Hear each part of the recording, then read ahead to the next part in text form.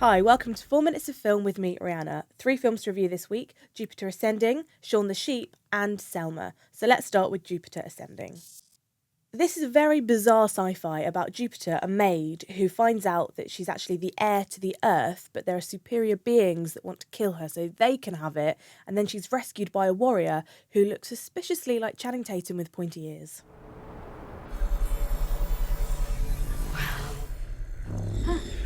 Are those flying boots?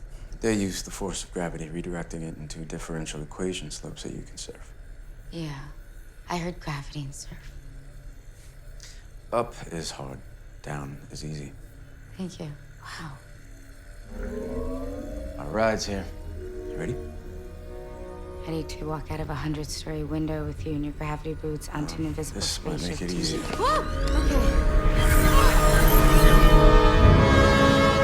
This is completely bonkers and nonsensical from start to finish. There are some terribly bad one-liners, even more plot holes, but I was so entertained. Channing Tatum skates around space with these special boots, and Eddie Redmayne and Douglas Booth really camp it up to be the baddies, almost distractingly so.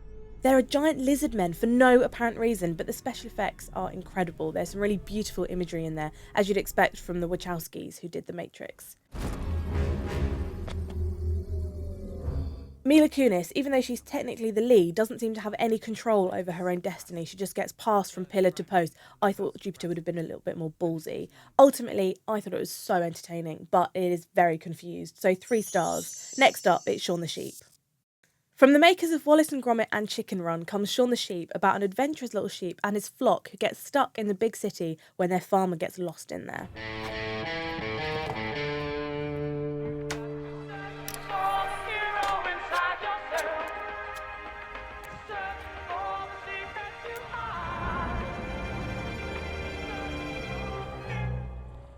Obviously, it's adorable. There's not a single word spoken in the entire film. It's all miming and baaing. And as usual, the attention to detail is what makes these films so charming and brilliant. Like the farmer's builder's bum, and there's a cat who's imprisoned who does an impression of Hannibal Lecter. All brilliant.